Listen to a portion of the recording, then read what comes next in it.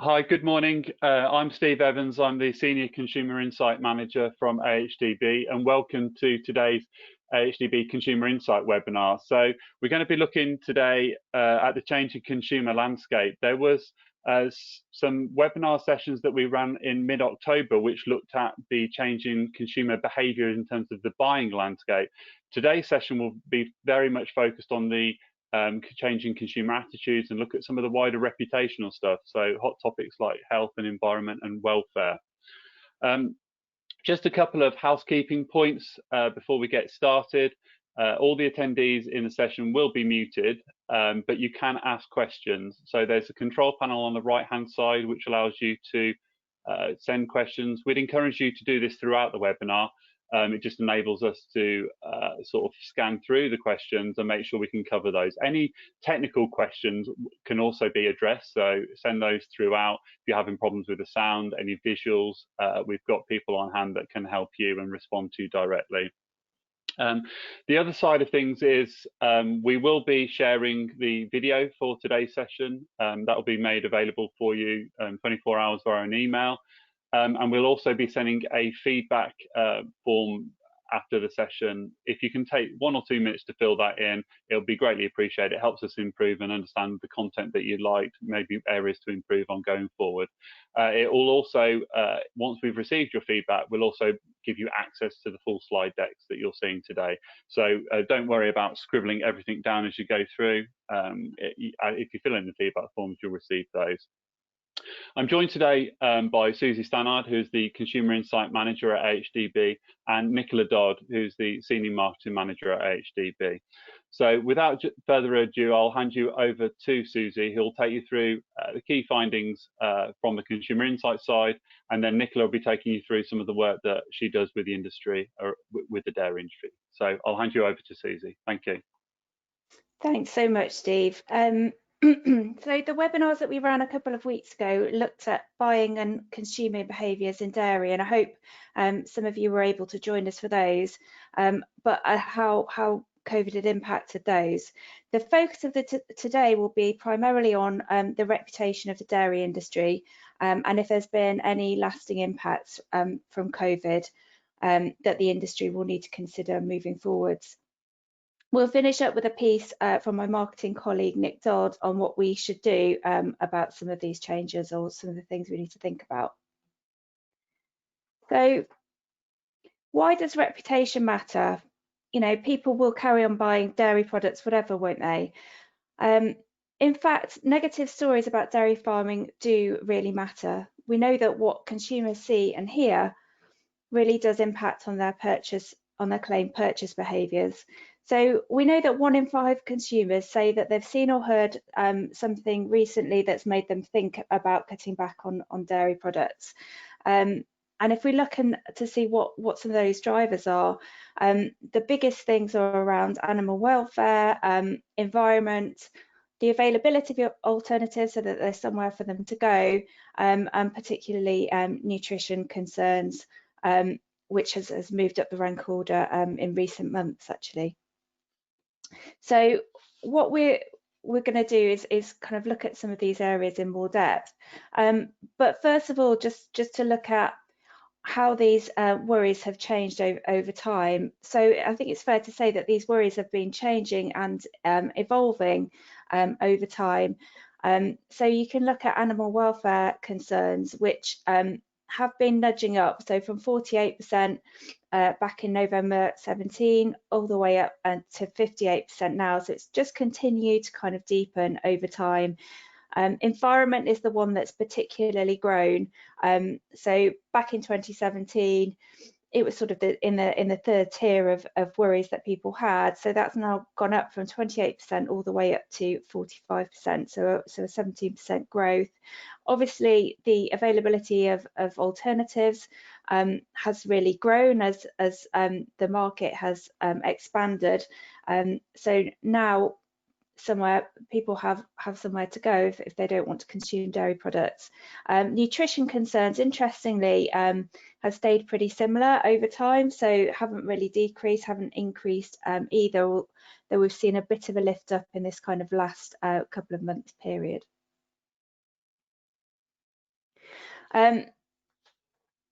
So I think it's fair to say as well that the profile of red meat and dairy has been growing in recent years. So this is just looking at whether people have seen, heard, or read anything about red meat in red, or about dairy products, which is the area in green, particularly for red meat.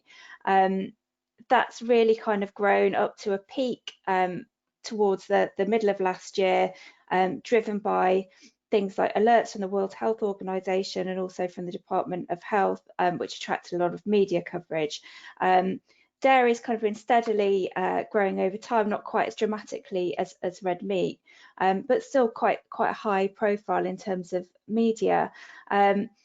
It's interesting that the coronavirus outbreak has really dominated media coverage, and I think that's not a surprise to anybody. But it's meant that that's kind of taken the pressure off negative news around red meat and dairy, and it's pushed meat and dairy down the agenda. Now we expect that to be a temporary reprieve, but one that's perhaps brought a little bit of time to act. The other interesting thing there is that with the interest of the media elsewhere, the negative news has been suppressed and the tone has also grown more positive. So previously, the tone of what was seen or heard recently in dairy tended to be negative in terms of balance, so 55% negative, 17% positive. Through this year, it's quite dramatic, really, the shift in terms of that negative and positive news is now sort of balanced out. And it's a very similar story for beef as well. Probably beef is even more exaggerated, so really shifted away from negativity towards positivity. And that nudging or hearing less negative news does really lead to a reduction of people consciously claiming that they've reduced their consumption. So we see that for dairy in the left area. From February, 17% said that they were consuming less dairy than previously during the past month, and that really dropped off to 11% in April of this year. It's a really similar story for red meat as well. There are signs that some of that reduction is starting to edge back up a little bit as some of those through the summer where things were looking a bit more positive towards COVID, but there was a real reduction in people wanting to reduce. And I think for both of those categories, for dairy and red meat, some of that was to do with spending more time at home, led to a growth of scratch cooking, a lot of extra cups of tea being had at home, and a sort of new appreciation of more familiar foods. But it's still really important to address some of these reputational concerns, and particularly some of this negative news and some of this urge to reduce is really landing amongst our younger consumers. So if we look at the number of people who are saying that they're consuming less dairy and cut that by age, it's really the 18 to 24-year-old group who are having the biggest impacts. Whereas if you look up towards a kind of older consumer cohort, the 55 pluses, very few of that group are claiming to be reducing. So it's really important that we sort of address some of these issues. Although I think it is, as ever, the story is more complex, as you might imagine, and there is a real spectrum of concerns around dairy. So we did this piece of segmentation work with Kantar last year, and it's something that we've really embraced within the organisation. But the way in which we've run the segmentation, so we as well as looking at the attitudes that people have, we can also look at their buying behaviours and combine those two together. And as you can see with this data here, there's a real spectrum of concern. So we've plotted on the left people who believe that dairy farming can be cruel versus dairy farming being bad for the environment. So we've deliberately chosen some quite provocative statements there. And you can see in the bottom left-hand side, the four segments who really aren't agreeing with those statements and don't have these kind of concerns around dairy. But you can see towards the right-hand side, there are these two groups who we've called the influenceables and the dairy averse groups, who together make up 27% of the market share, so not an insignificant group. but that shows they are the groups who are most vulnerable to some of the negative messaging that's going on. Now, these groups typically are more ethically engaged just generally. They will tend to do things like recycling and so on, and look for things like fair trade, etc. But they are also more affluent as well. So to some extent, being really concerned about some of these reputational factors is sometimes comes from quite an affluent or a privileged position. But I think the point with this slide is just to note that there is a range of different opinions there. When we sort of look at these factors that people are considering when they're choosing food, I think it's clear that price is still the key driver, or value for money when choosing food. But you can see that health, the environment and animal welfare are all coming through as drivers that people have. So, you know, these are not small minority concerns. So between 1 in 3 and half of consumers are kind of worrying about some of these considerations. So I think we do need to consider these. But the other thing is that there is a lot of confusion out there as well with some of these factors. So just taking the environment as an example, 60% of our samples say that it's hard to know the difference between the various sustainability schemes, and 57% say that it's hard to know which elements of sustainability to prioritise. So for consumers, the majority of them would want to, you know, be considerate of the environment and so on, but the path in which they should do these things is unclear. So it's quite a complex picture for a lot of consumers. So what I'm going to do now is look at what some of the key challenges are by group, and look at how those attitudes are evolving over time. So I'm going to start with animal welfare. Prior to COVID,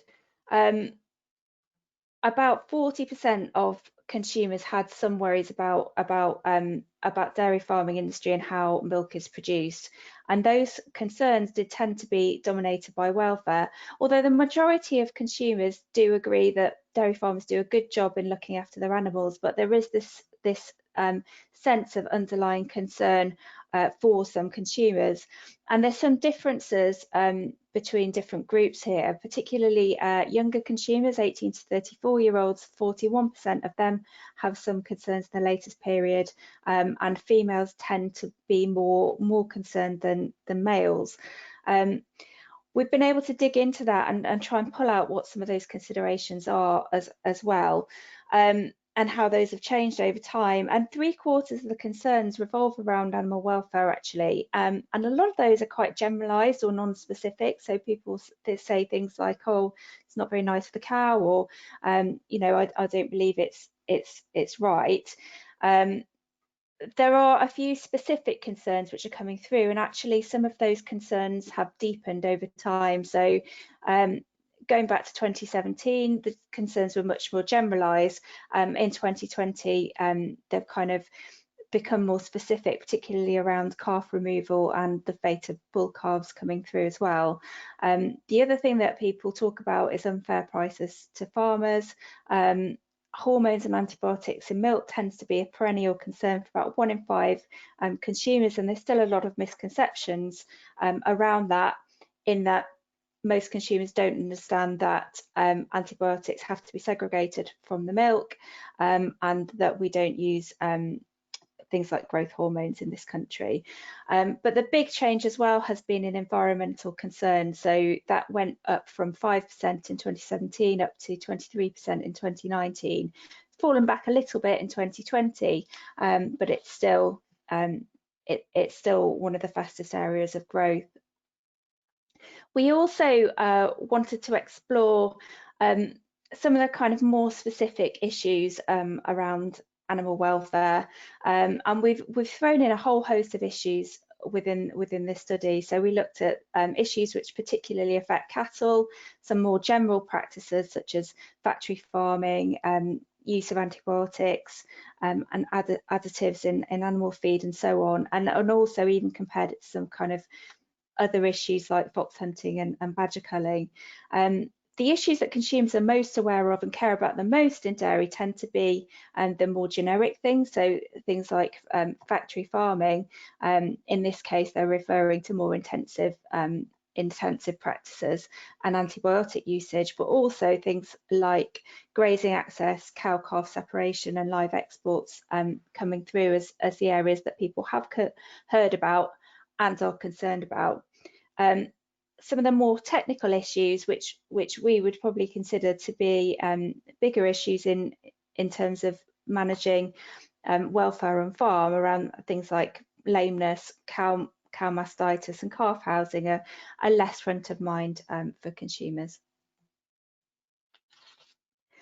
I think it's important to note, though, and we talked about just then about access to grazing. I think it's important to note the majority of consumers do have misgivings about continuous housing. So here we provide a statement. So, provided the health and welfare standards of dairy cows are provided for, I am not concerned if they're kept indoors all year round without access to grazing. The vast majority of consumers disagree with that statement. So even when we can prove that those animals have the best care, the majority of consumers would still have misgivings around that, and some of the reasons are on the right hand side. So turning cows into machines, they just don't like the fact there's no access to grazing, and so on. So there's still a consumer preference for outdoor systems. Okay, so moving on then to environment. As we saw, environmental issues and concerns have been growing overall. Plastic usage is still very much the #1 concern for consumers and the most likely to impact purchasing decisions. So 86% of people in our study said they were concerned with plastic usage in packaging. I think it particularly tends to be resonant for consumers because they also feel it's one of the things that they can do something about on a personal basis. But it's also very true that more consumers than ever before are now starting to consider the environmental impact of the food that they eat. So 18% feel that they often consider that, 47% sometimes, and that has remained consistently high over time. It dropped off a little bit in April at the height of the worries about COVID, but have nudged up again, which shows us that kind of reprieve that we got earlier in the year is likely to be short term. There is as well some variance in the environmental impact. So vegans in particular as a group tend to be more environmentally aware. So 91% versus 65% of the general population, and also females, so women, are more likely to consider the environmental impact. So what does that mean for dairy? Well, longer term, we are seeing a growing scepticism about the environmental credentials of dairy. We are seeing a bit of a drop-off in tracking back over time, and people thinking that dairy farming is good for the countryside. So that's the green line there, going down from 65% to 48%. There's also a slight erosion in the sense that the dairy industry is environmentally responsible.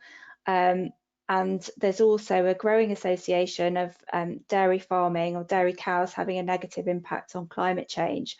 So these are very real concerns and real worries that it is important that we continue to address and continue to communicate some of the gains that have been made in this space with consumers.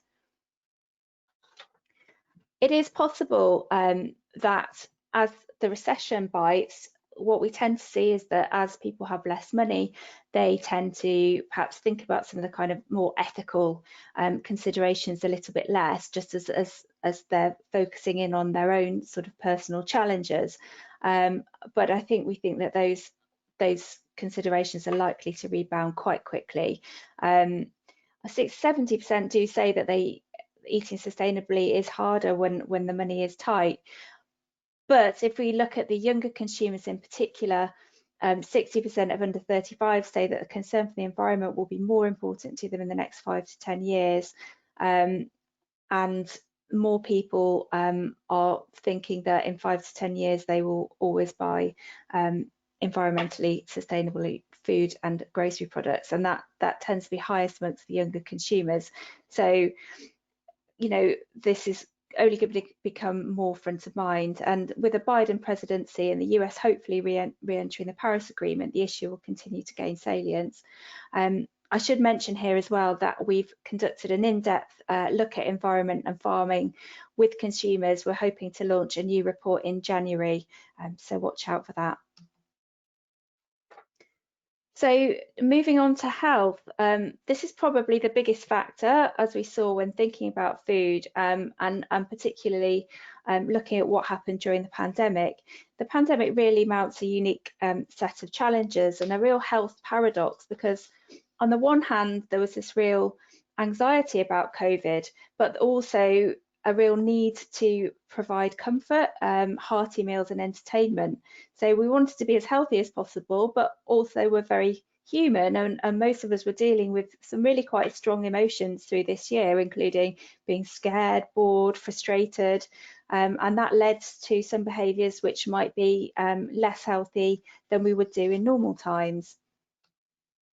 So in terms of consumers' intentions during 2020, and particularly during the lockdown, or the lockdown one, should we say, we saw a pretty divided picture between those people who said they planned to be healthier and those people who actually said they planned to be less healthy. And I think I certainly saw that amongst myself and amongst my friends and family. And I think all of us probably on any given day would feel differently. Some days feeling, you know, that we'll put our best foot forward, and some days thinking, no, I'm just going to sit on the sofa and eat cake. Nevertheless, according to Kantar, we obviously saw very strong food and drink sales growth during this whole period, so 13%, but calories in the food and drink that we bought increased even faster. Although that doesn't account for out of home, it still shows that perhaps even though 1 in 3 of us was trying to be healthier, that wasn't enough to offset those of us who were indulging a bit more. And that holds true for dairy as well. So across dairy, with the exception of yogurt, this is just looking at the number of servings of that product which were specifically chosen for health reasons. Typically, yogurt is the one of the dairy products which is normally chosen the most for health reasons compared to some of the other products. But even there, all dairy products were all chosen less for health reasons this year, as we chose to indulge more. And I think it's fair to say as well that this is looking at general food and drink. Health in general became less important for consumers. So moving through March, at the beginning part of the year, 28% of servings chosen for health. That dropped off through the early lockdown period, started to edge back up through the summer, but with a real kind of rebound happening. And in the latest data period we have in September, that those servings chosen for health reasons being even stronger than they were before. We'll see what happens as we enter lockdown 2, and that morphs into the Christmas period, where we tend to deprioritise health when we're looking at food in any case. But it will be interesting to see if that growth towards health continues. What we've seen in previous years is that as we go into a recession, in previous times of low consumer confidence, the importance of health as the driver for consumers tends to level off and to reduce. So this is looking back at the last recession in 2008. You can see back to 2003, there was this gradual increase in health as a driver. And as you hit the kind of recession in 2008, and remember in 2008, the kind of consumer response to that recession sort of far outlasted the reality of the recession, and people were still adopting those recessionary behaviours for quite a long time. and health as the driver did tend to level off and to reduce to some extent. So that's something that we're really going to need to monitor closely going forwards. There are pressures that will be added as well by government, particularly in terms of intervention with the obesity strategy. You know, because 2/3 of UK adults are classed as overweight or obese, and that's become a real challenge for government. Boris Johnson particularly blamed his own kind of obesity challenges as a factor in his hospitalisation for COVID, and has kind of come out quite strongly in wanting to push some greater regulation. So the sorts of things that have been sort of mooted are banning adverts and promotions for food which is high in fat, sugar and salt, also labelling on menus to help people make healthier choices, and a new campaign post-COVID to help people lose weight, get active and eat better. So that's really going to push forward the prominence of health for consumers once more. Finally, I just wanted to touch on provenance. As we go into Brexit, obviously provenance will continue to be more front of mind than perhaps it was previously. So I just wanted to look at how motivating Britishness is in the wake of the pandemic. So if you can see the little blue line up there, this is importance to shoppers when they're choosing a product of whether it supports local or British producers. And yeah, the number of people who say that it's important to them did grow, particularly through 2020 as the restrictions kind of bit. They have levelled off again now, but there is a sense from consumers that Britishness has become more important to them, and I think we can see that in some of the buying behaviours that people have been adopting. There's been this push towards buying more local, so we saw a lot of people using farm shops, butchers, milkmen coming into prominence again. So there was a desire to buy more local, and I think actually particularly early on in the pandemic, seeing some of the shortages in the supermarket were a bit of a wake-up call for some of the value of self-sufficiency. So 70% of shoppers believing that it's more important to buy British at the moment, and also feeling that Britain should be more self-sufficient when it comes to food. However, price does remain a key driver. And you know, some of those sentiments can rapidly change, as you've seen some of those things edging back in September.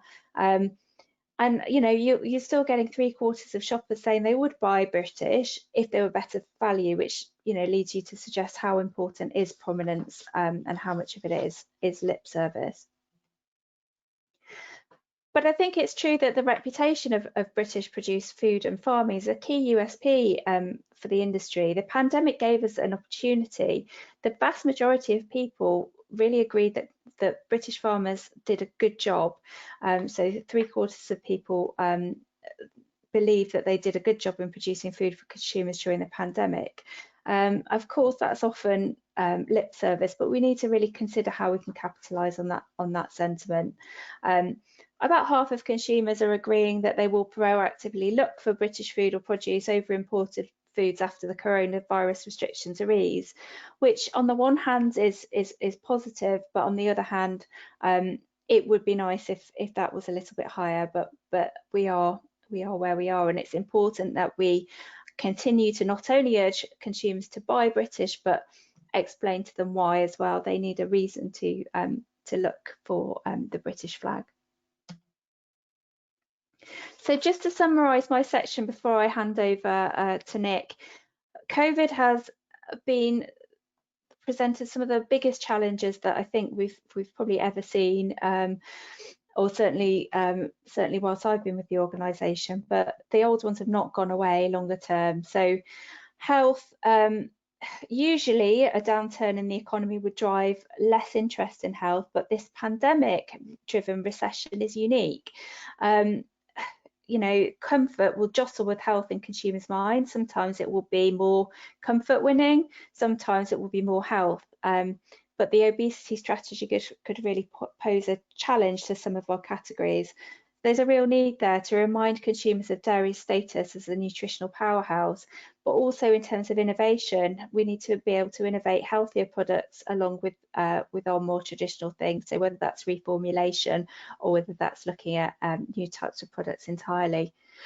Environment, and this is probably going to be the biggest challenge longer term, but the distraction of COVID's given the industry a short reprieve here, but I think we would expect a bounce back in pressure. It's more important than ever to demonstrate the progress towards the goal of net zero, and I've seen as an industry we've done some really strong work here, but it's making sure that those efforts get to consumers as well. But again, it's reinforcing the value of dairy in the diet. You know, it can play a really significant role for consumers, but also highlighting the environmental advantages of producing dairy in the UK. You know, our climate, our rainfall, it produces absolutely perfect conditions for producing dairy. So it's kind of highlighting some of those. And then finally, welfare continues to be one of the underlying drivers of reduction for vegans in particular, is certainly the number one. It's vital to ensure compliance with welfare standards. So we have Red Tractor, but it's ensuring that those standards are met, considering how we nudge the industry to do so. Thinking as well about practices that we do and reviewing some of those practices with the consumer's eye. Are we doing things as well as we could be? And also looking for some of the easier wins, so instances where science and sentiment coincide, to really kind of boost standing with consumers and reassure them on some of those things. I'm going to hand over now to Nick Dodds, who is going to talk more about what we can do to, or what we should do to manage dairy's reputation with consumers. Thanks, Susie. So yes, I've just got a few slides just to go through what we do within consumer marketing. Thanks, Susie. So first slide, please. Thank you. So we work closely with Consumer Insights. They gather a huge amount of information and data, and together we interpret that data and convert it into tangible solutions that really add value back to the supply chain and farm businesses, really by understanding the consumer's needs, so their attitudes, behaviours, and reaching those with motivating messages that actually can make a difference, and then in the longer term drive demand.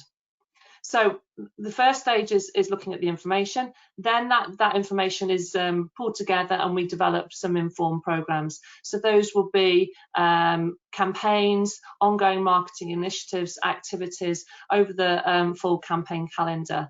And what crucially is that we work with the supply chain on that. With the biggest successes we've had over time are when we worked with the supply chain on some of the biggest campaigns, and the recent campaign Milky Moments was a huge example of a massive success that we worked throughout with the government, with Dairy UK, but also more importantly with processors, retailers and farmers as well. So that was a great example of what we do together. So we work as a whole, and largely it's focusing on the long term, so really trying to change people's attitudes and behaviours over a matter of years to convert those into sales. But we also need to be flexible, and obviously when things come up like COVID, we need to respond quickly and look at where the needs are, and pivot to shorter term impacts. So in terms of what we've just been doing, next slide please, Susie. So as I mentioned, Milky Moments was a recent campaign that you all will have known about. A lot of you have got involved over the summer.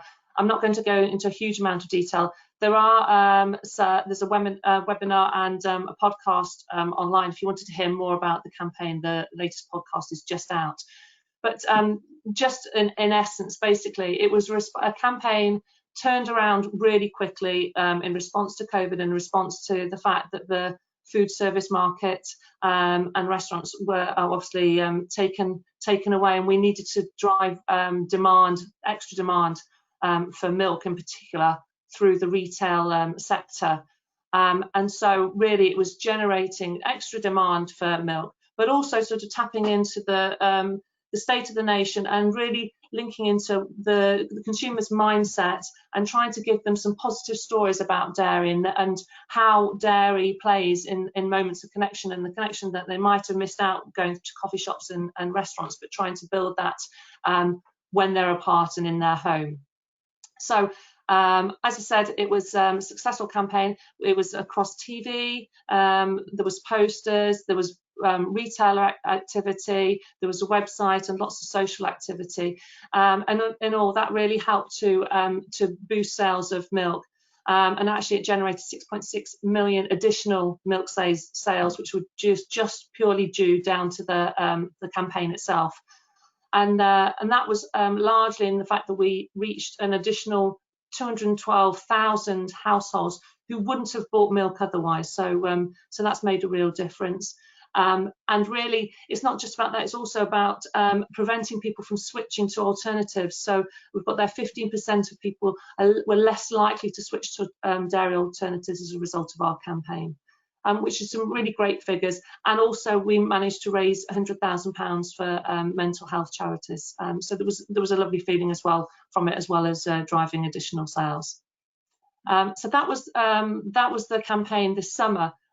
Yes, please, thanks, Susie.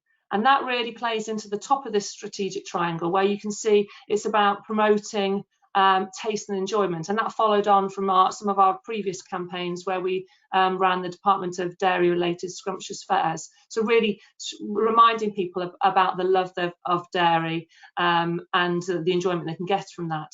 But also, as Susie has just informed you about, there's also other pressing needs, and at the bottom of the triangle, our work is really about giving people the permission to enjoy dairy, to let them know it's okay to choose dairy and not feel pressurised. And that's really sits into two areas. So one being health and nutrition.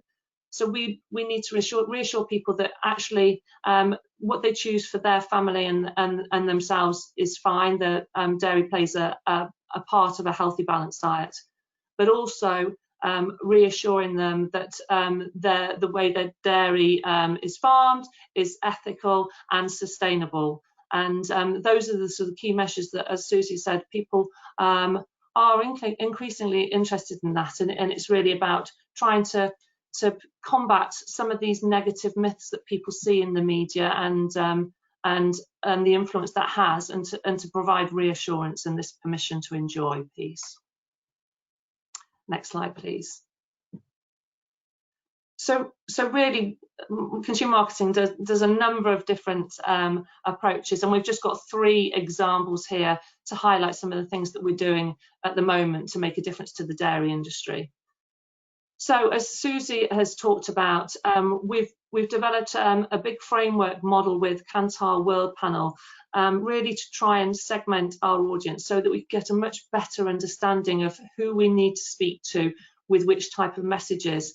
So that's really drumming down to not just to demographics, but about people's attitudes and behaviours, and looking at what they eat, when they eat it, different meal occasions throughout the day, really so we can try and make sure that anything that we do is pinpointed accuracy at a certain group of people to make the biggest difference, to get the best value for money and return to your levy, and really make sure that we are talking to people with relevant messages. We're doing this actually, a new campaign is just going to launch in January, which is really about eating a balanced place. So it's a cross-sector campaign that really tries to make people aware, particularly in January when there'll be a lot of veganuary, a lot of vegan activists happening, particularly in social media. And we just want to combat those messages and to allow people to eat a healthy, balanced diet, and say and promote the role that dairy can have within that, and also identify some of the health risks that people can get when they exclude certain food groups. So that's going to be a TV-led campaign, really to drive big reach, and that will be supported with social media to really get some engagement and to drive some really positive conversations with people, and to really try and make an influence in and how we can change people's attitudes and provide a positive spin on dairy within a balanced diet. And then another thing we do, as I said before, it's really important that we make sure that we work together with the industry and other bodies to make sure that we really have sound reasoning behind everything we do, and everything pulls together. So we work collaboratively with the likes of the Food Advisory Board and the BNF, the British Nutrition Foundation. Everything we do as an organisation needs to be sound and evidence driven, and so really it goes back to making sure that we have that to resonate back to. And so we work with people like the Food Advisory Board, who can provide independent expert advice that really gives some sort of credibility to what we say, and also provides some impact, and the fact that it's not just for ourselves, but actually this is the reasoning of the industry and of industry experts. The same with the British Nutrition Foundation.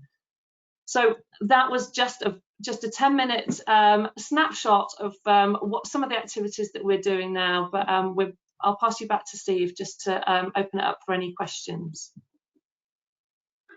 That's great. Thanks, Nick, and thanks, Susie, for covering that content. Some fantastic material there, obviously, that we've, draws upon lots of consumer insight in the market, but also some good examples there from Nick about some of the activities that we're doing with the industry. We've got time now for 10 minutes Q&A session before we just close. So thank you for bearing with us as we go through. And I would say, if there's any questions, thank you for those that have sent them in so far. But if there are any in, do kind of keep them coming. If we can't cover them all, obviously, in this 10 minutes, rest assured we have got copies of those questions, and we will endeavour to kind of reply after the webinar on those. So, even if they're not covered, please do submit them. Couple of ones, Susie, just for you in terms of the data that you kind of covered.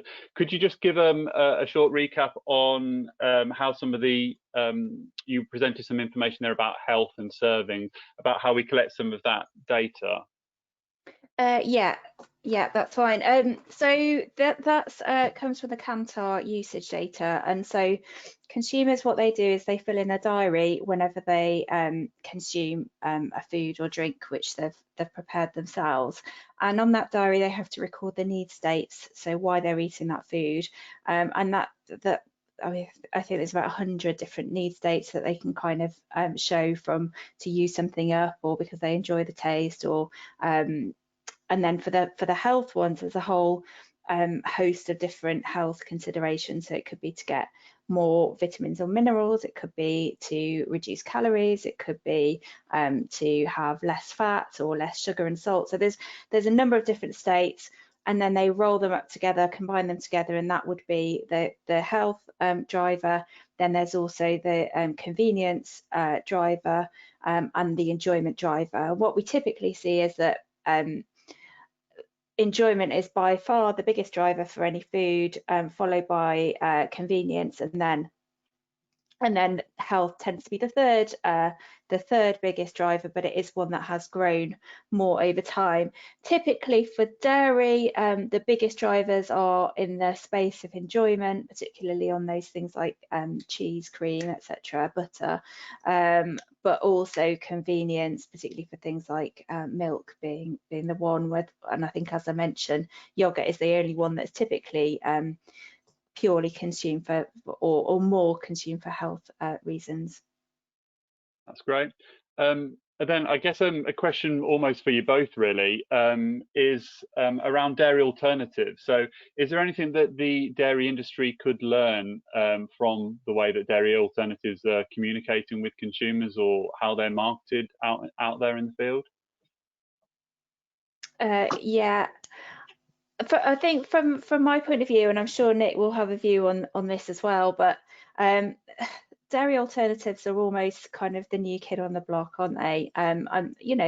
they've been out there for a while, particularly things like soya milk, but really in the last 4 or 5 years there's been an absolute explosion of new products on shelf, and the dairy aisle, I think it's fair to say, has been quite a dull place for consumers, heavily commoditized, lots of identical bottles of milk, and so on. And I think that's not been a very inspiring place for consumers to shop. But these new products have come in, colourful, well branded, and I think it has, you know, been an interesting proposition for a lot of consumers to actually try the new thing. I think it's actually quite positive, even though we have this whole proliferation of dairy alternatives, that it still remains a really small part of the market. So in total, looking at the whole market, alternatives only make up 4%, although that is growing, but from quite a low base. And the other thing which is quite positive for alternatives is they appeal to a younger audience. But I think it's interesting that we tend to think of alternatives as, you know, being something where you would exclude the dairy and only have the alternatives, and actually that's not the case for a lot of consumers. So about half of dairy alternative occasions are actually consumed at the same time as dairy product. So that might be that you have, you know, a cheese sandwich with an almond milk latte, but it's kind of an addition rather than an exclusive thing in many cases. Nick, did you have a... Well, I was just about to say the same, but actually people are quite inquisitive, I think, about the dairy alternatives, and so that's why it's important that the work that we're doing is to just support, to say actually dairy, you know, all the remind people about the positives of dairy, because it's fine for people to dabble in if they want to have their oat milk on cereal. That's fine, as long as they're consuming dairy the rest of the part of the day, and they feel that actually dairy plays a good place in their healthy balanced diet, then people can dabble, but as long as they don't switch, and that's why the reputation work is really important. No, that's great. Thanks both. So question, Nick, around sort of, you talked a little bit about some of these marketing campaigns. In terms of obviously health and environment, Susie presented, you know, the interest there and the long-term growth, but it's not going to have the same level of appeal for everyone. So how do you go about targeting your campaigns to those that, you know, could get real traction on these kind of points? Yeah, so going back to that segmentation work that we work, so that was working with Kantar World Panel, and we work closely with Susie and the team. So that sort of identifies a number of different audience segments, and the level of detail we can get to with that is really great. So it's not just down to demographics, as we said. We really understand their lifestyles, their attitudes to environment, sustainability, to dairy alternatives, to all different types of things, and also what they do, how they consume their media, what their interests are. So actually we can narrow down a certain core group of people and then reach them with the right type of media by advertising on the channels and in the places that are interest to them. So this group that we call sort of the influenceables are the group that are sort of more of the waverers. So they're open to, they still have a love of dairy, but they're sort of now open to these other anti-dairy messages, and sort of more inquisitive, as said, about listening to some of the negative attitudes. So this group of people we've identified, and we know where to reach them and how to reach them. So that's what we're going to be doing in January with our reputation campaign. That's great. We've also had a question in, Nick, which kind of asks about schools and education, about is there a good tie-up almost with those, and it references Marcus Rashford's recent campaigning for, you know, school meals. Is there anything in there around school and education that you're doing in the long term?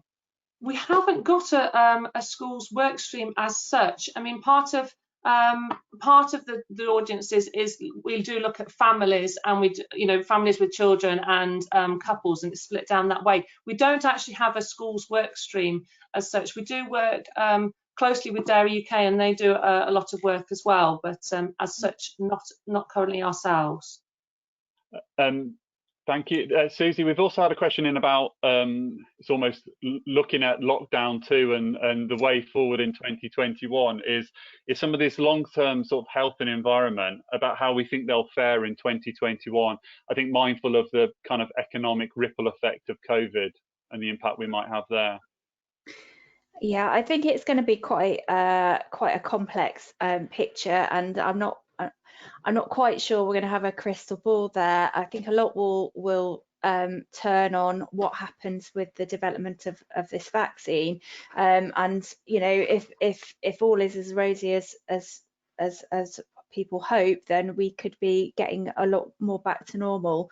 I think there will be pressures in 2021 anyway. For example, in 2021 we've got the UN climate change conference, which we're hosting in Glasgow, which I think will raise a lot of these issues. Health will continue to be a perennial concern, while you know we have the spectre of COVID hanging over us. But I think it's also fair to say that price and you know sensitivity towards price will be a really defining thing for a lot of consumers. So going back to the segmentation, it probably depends where you sit within that in terms of your affluence. If you're a more affluent consumer, you might become even more sensitive towards environment, towards health, towards welfare. But if you're you know, if you've just lost your job due to COVID, your households had their income slashed, and you're in the sort of group where you know your children really need the free school meals, then you're going to have a very different set of considerations.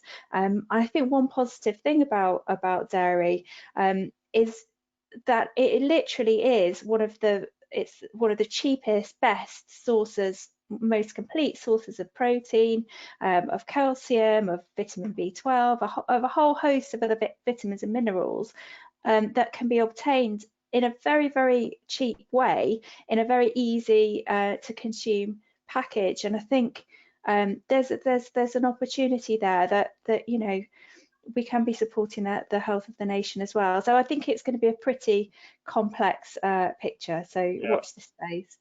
Yeah, definitely. Well, thanks both for all the insight. I think we've had lots of questions in that we haven't got to, but we, as I say, we will respond to those separately. Just want to take the time now to obviously thank Susie and Nick for presenting that, but also for everyone listening in. And a reminder, the fact that you will get an email filling in a feedback form. So if you can take 1 to 2 minutes to fill out the feedback from today's session, that would be greatly appreciated. The contents of today's webinar will be emailed out to you in terms of the recording. If you take the time to fill out the survey, you'll also get access to the slides. Feel free to also correspond with the team in terms of any further questions that post-webinar. We'd love to hear from you. There's lots of content on the AHDB Retail and Consumer Insight pages. We will have the recordings of the past October webinars on there, as well as if you've liked today's session and you're interested in hearing more around fresh produce, we've got that running tomorrow. And then we've also got another webinar on Thursday covering meat. So there will be separate new content in those areas that focuses in on those categories.